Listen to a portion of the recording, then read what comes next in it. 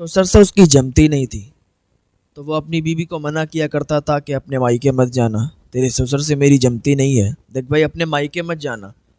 تو بیوی ضد کیا کرتی تھی جائیں گے جائیں گے۔ تو ایک دن وہ باہر جا رہا تھا کام کرنے کے لیے، اب اسے لگا یہ تو مائکے چلی جائے گی، سسر سے ملے گی جا کے۔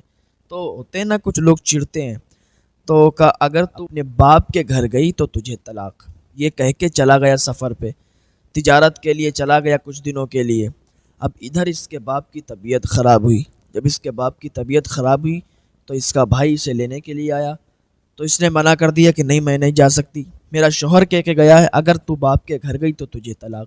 بھائی واپس چلا گیا، باپ کی زیادہ طبیعت خراب ہو گئی، باپ کا آخری ٹائم قریب آ گیا، ماں آ گئی، بہنیں آ گئیں، بھائی آ گئے کہ بہن کیا کرتے ہی کہ بہن گھر پہ چلو ورنہ یہ دنیا تانا مار مار کے تمہیں مار ڈالے گی، کہ باپ مرنے کی آخری دہلیز پر ہے، باپ مر رہا ہے، باپ کی زیادہ طبیعت خراب ہے اور آخری سانسیں لے رہا ہے، اور بیٹی ہے کہ باپ کو دیکھنے کے لیے نہیں جا رہی ہے۔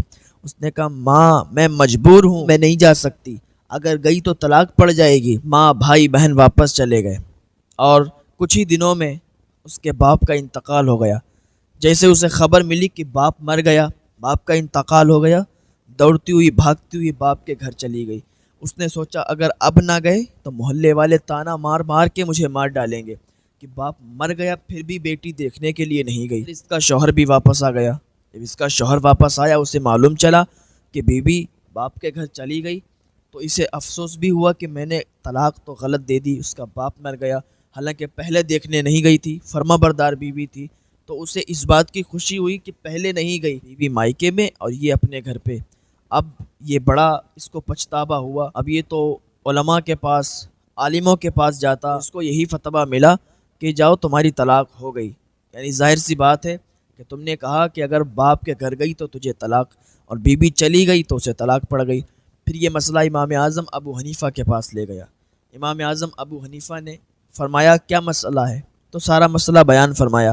امام اعظم ابو حنیفہ نے فرمایا جا تیرا مسئلہ حل ہو گیا، تیری طلاق نہیں ہوئی، بیوی کو مائکے سے اپنے گھر لے جا اور آرام سے خوشی خوشی رہ، تیری طلاق نہیں ہوئی۔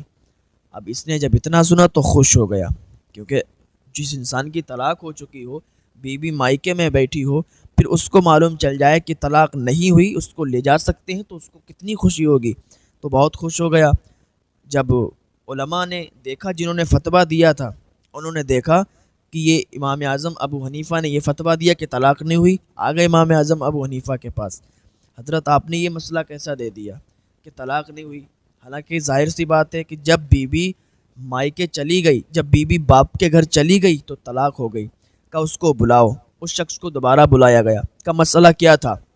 کا مسئلہ یہ تھا کہ میں نے کہا کہ اگر تو اپنے باپ کے گھر گئی تو تجھے طلاق، اور وہ چلی گئی، باپ مر گیا، وہ چلی گئی تو اسے طلاق۔ حضرت ان لوگوں نے فتویٰ جو دیا ہے وہ آپ کے سامنے ہے۔ تو امام اعظم ابو حنیفہ نے فرمایا مجھے یہ بتائیے، آپ لوگوں نے فتویٰ دیا ہے، مجھے یہ بتائیے کہ جب بیوی باپ کے گھر گئی تو باپ زندہ تھا یا مردہ؟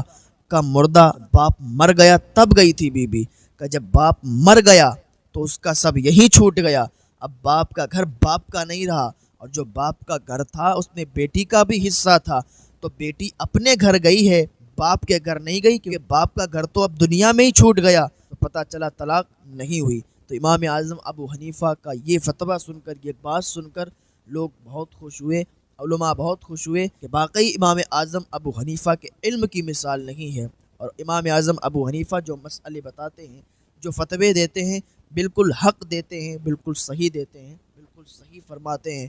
تو اللہ رب العزت ہمیں نیک عمل کی توفیق عطا فرمائے اور علماء حق سے مسئلے پوچھنے کی توفیق عطا فرمائے۔